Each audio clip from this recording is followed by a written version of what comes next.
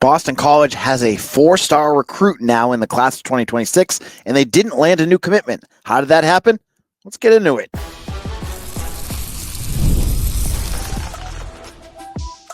You are Locked On Boston College, your daily podcast on the Boston College Eagles.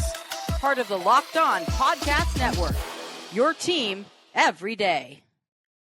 Hello, everyone, and welcome. This is Locked On Boston College, your team every day. I'm your host, AJ Black of Eagle Insider. Thank you all who have made Locked On BC your first listen of the day. Today's episode is brought to you by the all-new 2025 Nissan Armada. Stay with us for the Armada Team of the Week later in the episode.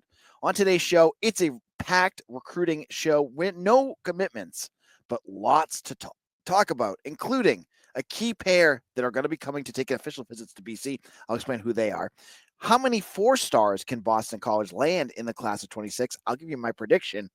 And we're going to kick it off with number one of their 4-stars, as BC has a new 4-star recruit. Now, I want to preface all of this by saying they didn't land any new commitments, but I work for 247, and 247 updates their rankings. They scout, they watch film, they see guys live. Mason Leak of Bacon Academy, Bacon. He was a recruit that BC landed a while ago, completely under the radar. No one knew who this guy was. He had no other offers. He's a 6'5" edge rusher from, as I said, Connecticut. Last month, he gets his initial grade, and it's an 89, a borderline 4-star recruit. He gets offers from Syracuse. He gets an offer from Wake Forest. People are starting to pay attention to this kid. Well, on Wednesday, Hudson Standish of 247 did his newest evaluations and released the newest top 247 rating. That's the top 247 recruits in the country. And Mason Leak made the list. Mason Leak is a 4-star recruit now, rated a 91. He's the number 177 recruit in the country. Now, to give you some context of this, go back to the Jeff Hafley era. Think about who the biggest recruit BC landed was. I think of two. There were 4-stars, but there were two that were big. They were top 247, and they had big offers. Drew Kendall, CJ Burton. CJ Burton was the one that was committed to Florida, had Alabama and Clemson and Ohio State offers. He was looked at all over the place. He's lower in rating than Mason Leak. Think of that for a second. How excited you were when BC landed CJ Burton.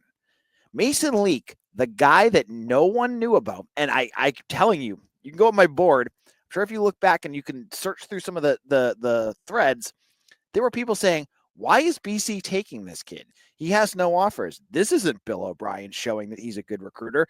I swear I saw that a bunch of times. Now, he's the best recruit that you've landed since Drew Kendall. Now, Drew Kendall was, I think, like 13 spots higher than Mason Leak. But how incredible is this? And how good of a group of talent evaluators is Bill O'Brien, Jonathan DiBiaso, and that staff? That they saw this kid that had nobody paying attention to them, went out, offered him, and he isn't really even blown up. But the scouts and analysts are watching this tape going, this kid is something. Because right now, if you wanted to know, in terms of edge rushers, which BC definitely needs edge rushers on, Mason Leak is the number 16 edge rusher in the country. Number 16. That's crazy. Donovan Ezeraku was like the 177th ranked linebacker. That tells you how, sometimes these things can be a little bit inaccurate, but that's okay. Additionally, Mason Leak is the number 1 recruit in Connecticut. Cool. Connecticut. He was number 2 yesterday, but he jumped another edge rusher out there. He now is the number 1 recruit in the state of Massachusetts. He beats out Marky Walbridge, and he beat out Anthony Lenial Hall, who are both, Hall is below him, and he's not a 4-star yet.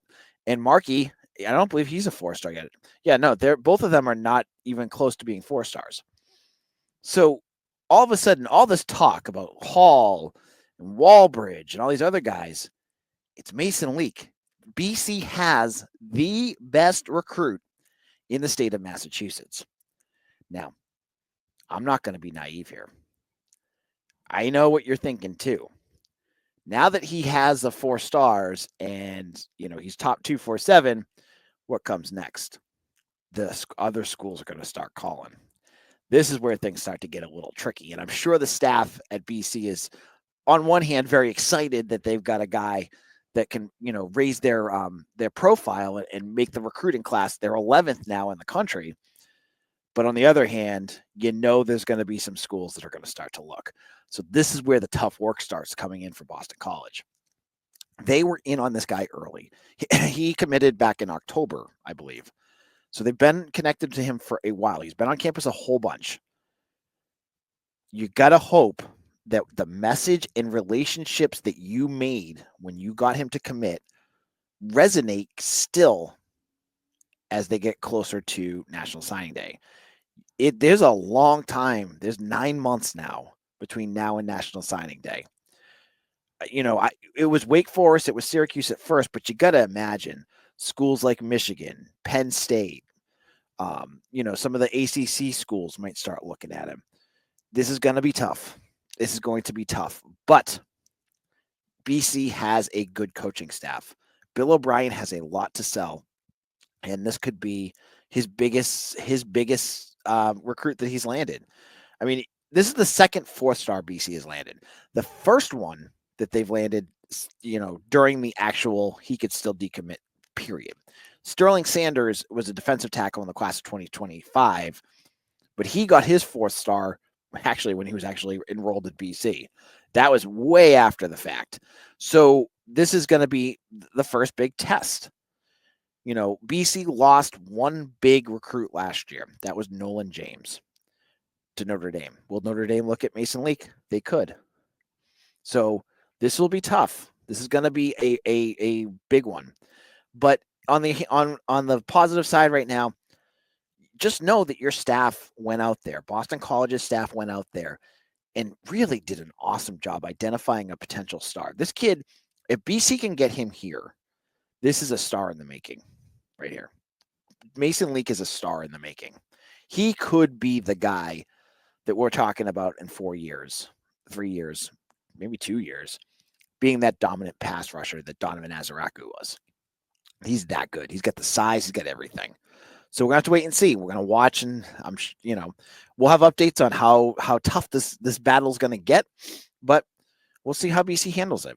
Now, in a moment, 1 4-star is down. 1 4-star is in. How many more could BC land that are currently 4 stars, and potentially who else could get that 4th star that BC is looking at? I'll explain who those are and what my numbers are looking like in just a moment.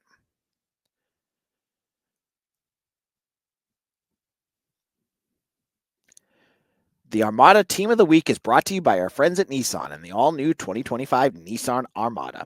Each week, our Locked On College basketball experts are picking one team that stands apart. From top-seeded stars to the unexpected upsets, these guys showcased the strength and sheer power needed to push the team forward. This week's Armada and clear-cut Team of the Week are the Houston Cougars. Since joining the Big 12 last year, the Cougars have gone a combined 33-4 in conference games, winning the regular season title by multiple games both years. There is no team in college basketball that is more capably embodies the rugged Armada than Kelvin Sampson's squad. Houston's tenacious defense leads the nation in fewest points allowed per game for the second straight season. When it comes to the Nissan Armada, they say go forth and conquer, and that's exactly what the Houston Cougars have done. It's clear that our Team of the Week is here to conquer the road ahead with confidence, just like you can in the all-new Nissan Armada or any of the Nissan's outstanding vehicles. Take the Nissan Armada, Rogue, or Pathfinder and go find your next big adventure. Shop NissanUSA.com.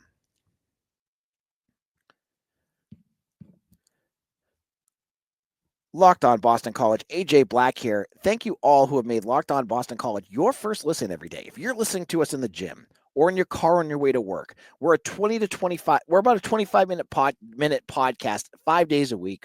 talking BC sports. If you're a graduate, if you're a fan of the school, this is the place to be. And Boston College is what I love talking about, and I'm glad you're here with me. So we're talking about BC and the 4 stars because it's been like kind of the story the last couple months with Sterling Sanders being a 4-star, and now with Mason Leak being a 4-star. So I wanted to think about this. People have been asking me, hey, Jay, what is a good recruiting class number for BC this year? Last year, they were a 50-ish, like in the 50s. And I'm thinking mid 30s would be nice, like a nice 35. But you're going to have to get some 4 stars to do that. You can't just go in and just grab a whole buttload of 3 stars and expect, hey, that's going to be the numbers. No, you need to grab some 4 stars. And now you have your first with Mason League, but you need to get more. And so I'm looking ahead. Who are some names that could be 4 stars that Boston College is involved in? First of all, Marky Walbridge is the first one. Marky Walbridge, a offensive tackle from St. Sebastian's in Massachusetts. The BC is deeply involved in this one. He is going to take an official visit to BC. I have the info up on the site. He has not announced much else. He's a quiet kid. This is a kid that does not get a whole bunch of info out to other schools. Actually, I don't think he has his official visit yet. I think he's in the running for official visits. So when you're looking at Markey, he's got offers from Michigan, Florida, Ohio State. Like, he's getting up there. He's not a 4-star yet. He will be, though. I mean, once he gets, those kinds of offers, his star status will definitely improve, I'm sure. So he could be one. That's going to be a tough one to get, though. I mean, he's going to be really, really tough. But don't count out Boston College there. Additionally, when I'm looking at people who are coming to BC, Henry Ollinger is one I'm watching for. This is a running back from Ohio. We talked about him on the podcast a couple of weeks ago. Now, he's got an official visit to BC set up. He is rated an 88 or an 89 right now. So he's a borderline 4-star. He's got video game numbers, which always helps with star ratings. And his offers are starting to pile up. He's taking an official visit to Pitt and Rutgers, I believe. And he's got an unofficial to Miami. So Miami is a team to watch here, but BC has been involved. Savon Huggins obviously has a big spot, so he could be another one. So those are 2 that BC has. Now, I also want to say on their roster, there's another player that right now is only rated, I believe, an 87. But I don't think there's a ton of tape of him out there that has been analyzed, and that's quarterback Curran Berry. Curran Berry is their committed quarterback from California. He had a monster junior season. I think he threw for over 3,000 yards, 33 touchdowns. He is not a 4-star yet, but he's been getting more and more offers. BC is in very good shape with him. I saw Rivals, my competitor, put him as a potential 4-star coming up. I kind of agree with him there. I think what's going to really push it over the edge is when they get to see him live. And when you're going to get to see him live is probably, I would guess, going to be some of these Elite 11 camps. Well, I would hope that he might be a kind of guy that if he does well enough, he makes it to the finals. That would definitely push him in the 4-star category. But even if he just makes it through the regionals, there's potential that, staff is going to, at 247 is going to see him, and then he'll get his 4-star. So he's another one, and I think that's going to be one that's really going to be close. Will Curran Berry get that 4-star rating? Last year, I would have never have said Sterling Sanders. I mean, this is a guy that was committed to Georgia Southern, but I analyzed it. So I honestly believe there's a potential that's maybe a name or 2 more that we're not even talking about now, that the staff has done such a good job analyzing and watching film and dissecting. This is a kid that we really think is going to be good. And then all of a sudden they're going to blow up. So I honestly, if you were to ask me right now, AJ, how many 4-stars could BC land this year? I have the number around 3 to 4, which is around what Jeff Hafley had in some of his most successful years when the recruiting class was around a 41. The difference between this class and the Hafley classes, I believe, is that BC has their guys that are below that are going to be higher ranked than what Hafley has, which should push them into the mid-30s. The last name that I wanted to mention too is Kai Pritchard. And I'll have an update up for him up on social media. VIPs to Eagle Insider have it already. Now, he is a 4-star offensive lineman from Donovan Catholic, where that was where Nolan James, who decommitted from BC, played last year. He's a 4-star offensive lineman. See a theme here, right? And he's got BC in his top grouping, but I believe I think Tennessee's in there, Penn State. So that's going to be tough sledding too. But I don't think Bill O'Brien cares who he's going against. I feel like he feels confident in what he's selling about Boston College. I feel like his staff is very good. There's definitely some really good recruiters out there, whether it's John DiBiaso or Darryl Wyatt. Don't sleep on these guys. These guys are good recruiters. And I'm very interested to see what the new coaches, Jordan Thomas and the new defensive backs coach, Corey Robinson. I'm interested to see how they impact recruiting, because you did just lose Ray Brown. Ray Brown was one of your better recruiters. Can these new guys do the same thing?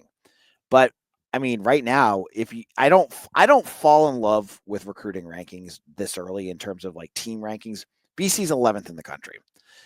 Don't fall like this is going to be like a top 20 class right off the bat, because you need to remember the way BC works and the way that Miami or Florida State or Clemson works is very different.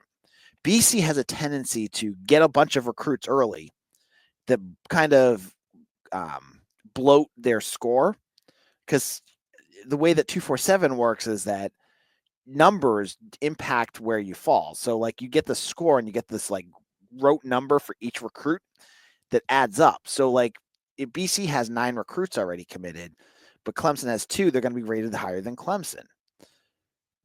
What happens is BC gets most of their class in place while these bigger schools are battling other bigger schools, and they are more protracted recruiting battles. They wait until like October and November, and then all of a sudden they all start jumping BC. And so then BC falls back to around where they should be. So, I'll put out there where they're at right now, because it's kind of cool to see what their current rating is. But what I'm warning is, don't fall in love with it, because it's not going to be that way when it gets to December and National Signing Day. That being said, this class has the potential to be better than anything Jeff Hafley ever brought in. And when you look ahead to 2027, they're definitely in shape to be better than anything Jeff Hafley ever brought in.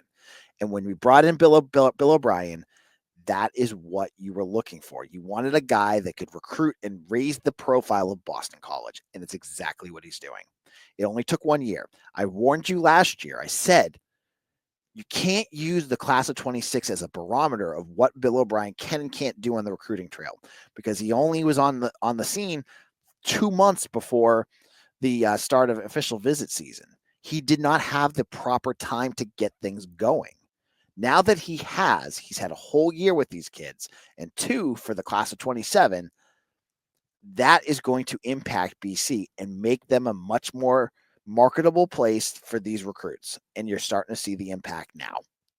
So this shows a better idea of what he can bring, and why I think he's a much better recruiter than Jeff Hafley, and putting together a staff that's going to be better recruiters. Now, in our final segment, 2 more recruits announced official visits. I'm going to explain who they are and why you should be excited about both of them. We'll get into all of that in just a moment.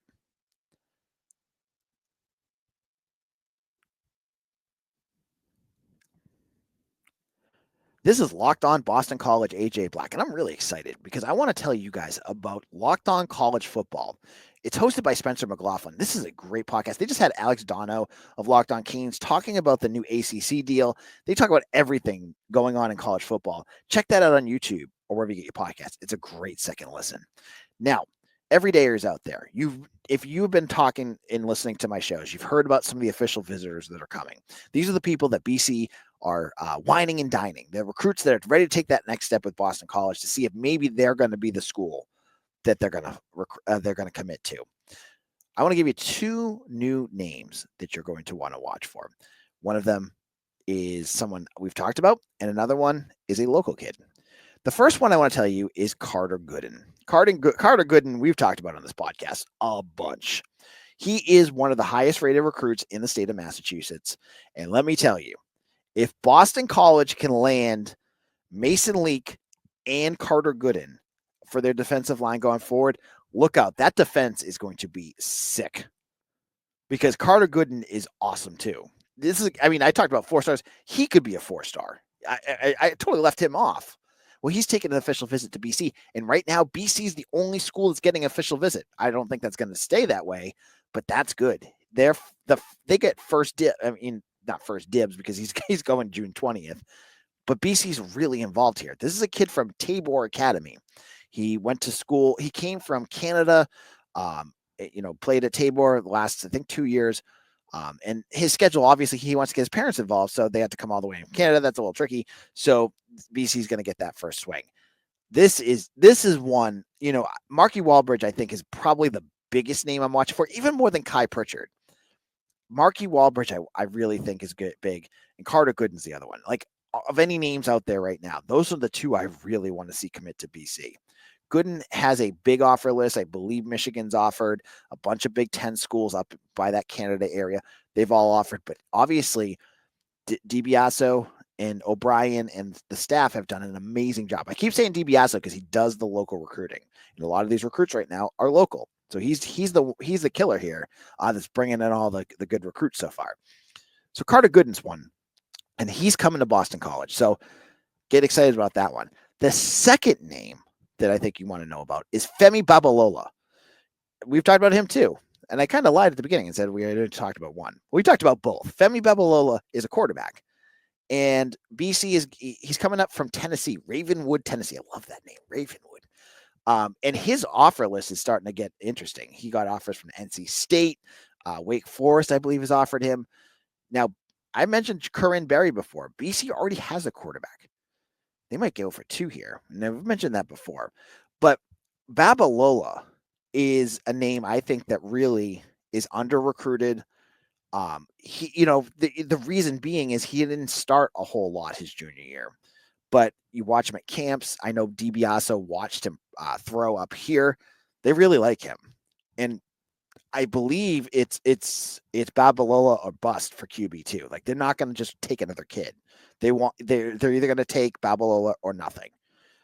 So that they're getting him here is big. Again, that quarterback room is. I'm really liking how they've already started to rebuild specific rooms, and they're working to build others. Last year, it was all defensive backs. Like, there was 9 defensive backs that they brought in. Clearly, it was an issue. I mean, look at the depth. It was kind of weak. They needed to fix that. This year, and then they did tight ends too. 3 tight ends, and then a couple transfers. So tight ends have been kind of fixed up. This year, heavy emphasis on the trenches. Offensive line and defensive line. Haven't seen a ton with defensive tackles. They brought in 2 last year. They brought in a transfer this year.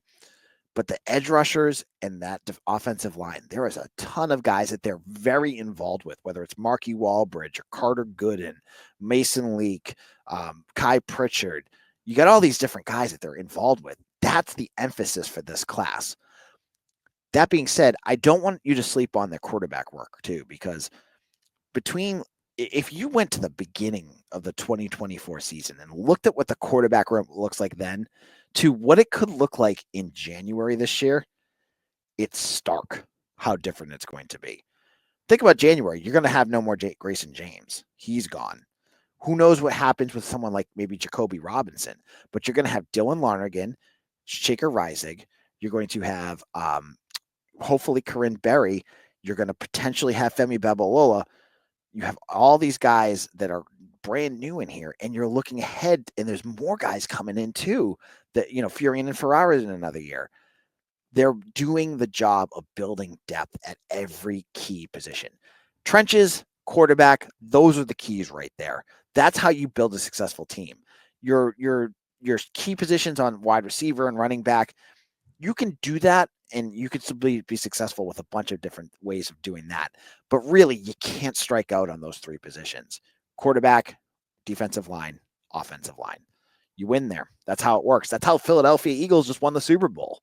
So that was my talk about quarterback, the official visitors. Carter Gooden, Femi Babalola, they're locked in. I've got the full list. I've got more.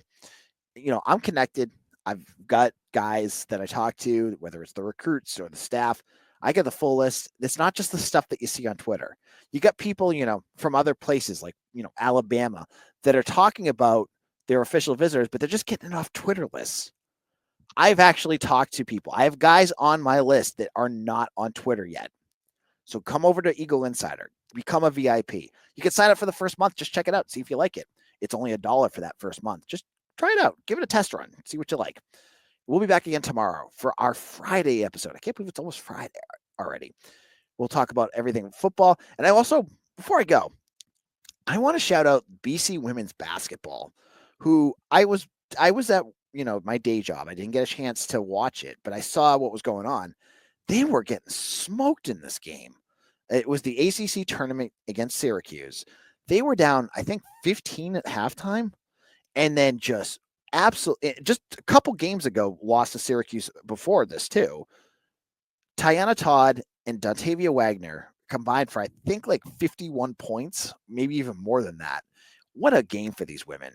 And it really showed like how resilient they are, because they looked dead in the water and they came back and they won this. They won by 3, I think 76-73. So congratulations to them. But I do need to get going. So thank you all for listening. We'll see you all again tomorrow for another episode of Locked On Boston College, your team every day.